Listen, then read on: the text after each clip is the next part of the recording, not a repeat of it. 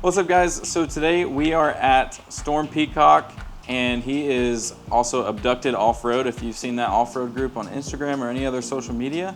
And Big 5 Overland, we partner with him as much as we can to do anything that they're doing and support it.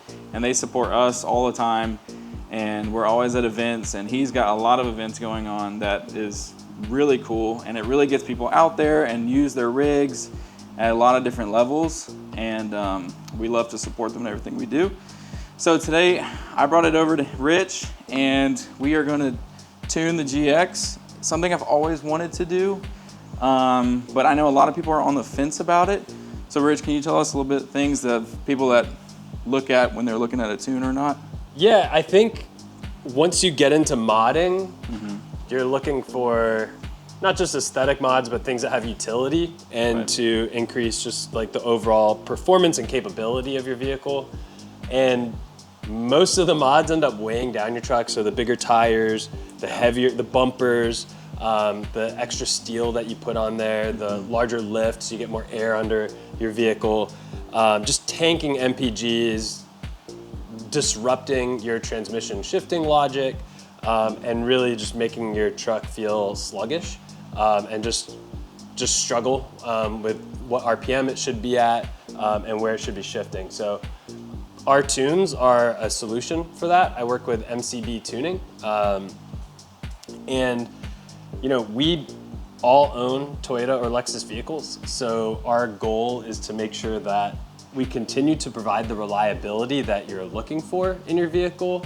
And we're not turning your rig into a race truck by any means. Yeah, but sadly, we do know that there's a lot of potential to increase performance safely. So our goal is overall drivability, so you'll get a little bump in power. For this, it's about 20 horsepower in torque across the RPM range, which isn't negligible. You'll be able to notice the difference. Right. The thing you'll notice immediately is the improved throttle response. So the map is usually a deep curve, so you're stepping into it, which is pretty nice in 4 low, but just for day-to-day driving, it can feel really dampened. And so by making that more linear for you, what that'll do is it'll just allow the truck to do what you're asking it to do, and just be that like drive-by pulley sort of feel. Yeah. And so, you know, depending on the vehicle, we have different access to mapping. Fortunately for the 2005 and up GX, we have shift mapping, valve timing, ignition timing, throttle mapping, torque demand. So we're getting engine tuning, and then we have some transmission tuning access. Awesome. As well. So as more maps get released, as we crack more things, you know, we'll be able to improve our tunes even further. Yeah. But overall, just expect a general drivability improvement. Yep. It'll probably, especially for some of the older year models that we tune, what we hear is people say it's less noisy. It's not screaming. It just doesn't have as many like little ticks and screams. Like I hear that a lot. I mean, obviously I have a 2019, so I don't like have the experience of the little funky bits, but people say, yeah, just like it sounds like it took a cough drop and an energy drink, and then it's just like, all right, set to go. That's gonna be so nice. yeah, hopefully you'll feel that just general improvement, and it'll put a little pep. Yeah, absolutely. in your truck stuff. And just for reference, guys, I'm on 3.5 inch lifts, 35s, and 488 gearing. And then I also have the snorkel upgrade pre-cleaner, which I know there's some things to go with that, the different models that they have, right? Yeah, it depends on the size. It allows a different amount of airflow. Right, okay, yeah. Absolutely. But yeah, which has been great. I love the snorkel upgrade. That thing's been awesome. But yeah, and then this is obviously a 4.7 liter V8, the 2UZ that's in 4Runners and GXs and other things, but some Tundras, Sequoias, all that stuff. And obviously, like once you re-gear it and everything in 4 low, it's a pretty good different. Like I remember you talking about how touchy it was. Yeah, very touchy. So that because I got to ride with you, I actually have some more insight than someone who comes off the street. So we have most of our tunes have 3 throttle settings. We have Elite, Elite Plus, Elite Ultra. It's a low, medium, high. Based on what you were experiencing after your regear, my recommendation, I'll put you on the middle. But you can take it for a test spin and decide. And you got to think about. Some people just ask me like what they should get, but it's like it depends on your day-to-day driving. Like if you're in downtown traffic a lot, you don't want something too touchy. You want to have more pedal play. So it really just depends on your style and your build. So for sure. I'm thinking we'll start you in the middle, and then you can get a feel from there. Absolutely. But yeah, guys, super excited to see how different it drives and different feeling. So. If he doesn't notice anything, we're gonna delete. Yeah, we're just gonna delete it. So it's okay. And if he bricks it, he's gonna buy it. So now he'll be having. We'll replace that ECU. Exactly. All right, so he finished putting the tune on and got everything back dialed. So now we are gonna go take a test drive and see what I noticed different and get my live reaction, if you will. Okay, so I don't know, it might be mental thing. See, that's the thing. I don't know. It's like, but I do feel like there's a little bit more power, or like it's grabbing harder. Okay.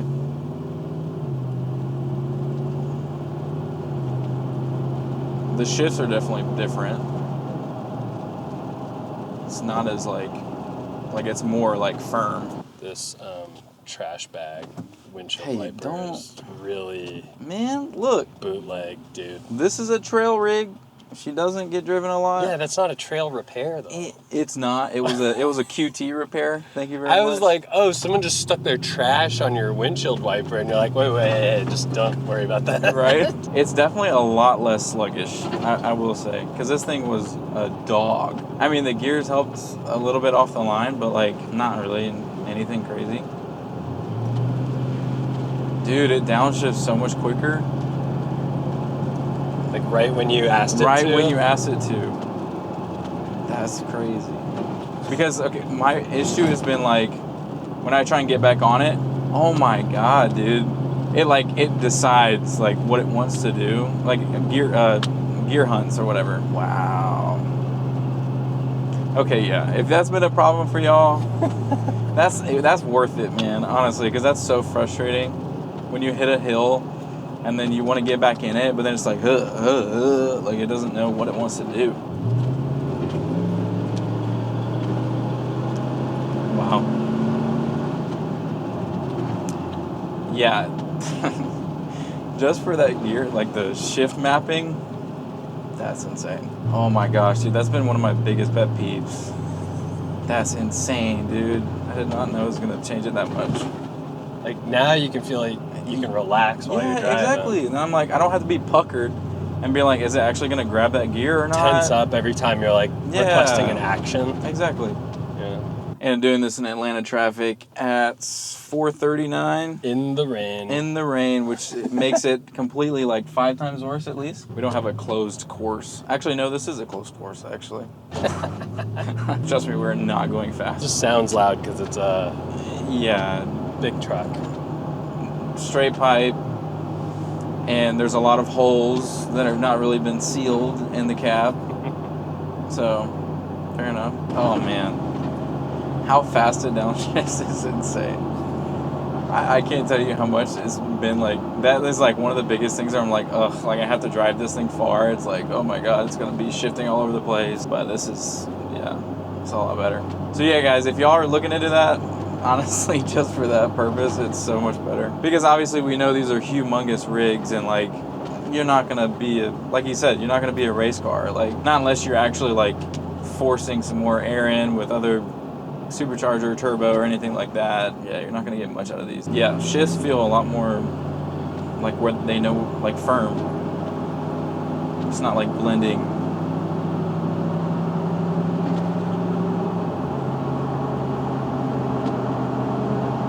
Wow, yeah, that's nice. Dude, that's so nice. Dude, bringing a little life back in. It is. I mean, and it's that little bit that really makes a difference, honestly. But I can't. I'm honestly, like, I was on the fence. few years back, even like when they started getting more popular, you know. And I was like, me and my friends were like, does it really do anything? And like, cause one of my buddies had a pedal commander, and he was like, yeah, I mean, it's like choppy and like really rides the gears out or whatever. And I was like, I don't know, man. I don't know if it's worth, honestly. It's definitely worth it. Like I said, just for those shifts, or not gear hunting at least. Okay, so it did upshift right there sooner than I thought it would. That was my most shocking thing when I got re-geared in my truck. Yeah. Was when I upshifted going up a hill. Yeah. And I was like, what? Yeah, like, what I are can you do that now? doing? Yeah. You're not just screaming? Yeah, I'm not like asking for a lower gear right Yeah, exactly. Which when I had a 3rd gen 4Runner before this, oh my gosh, on any hill, and I was on 33s stock gears, I mean, absolutely screaming and hating life. That thing would scream and be slow. Well, yeah, that's definitely noticeable, I would say. I'll definitely say I was on the fence, you know, as most people are. But I mean, for y'all looking into this, and again, like, you can always reach out to Rich if you have any questions. Just depends on like your vehicle and all that stuff. Right now it's Toyota and Lexus, mostly the off-road models. Okay. That's just where the demand is right now. Yeah. People that are modding those. Right. Not to say that we can't put in work on someone who has a request.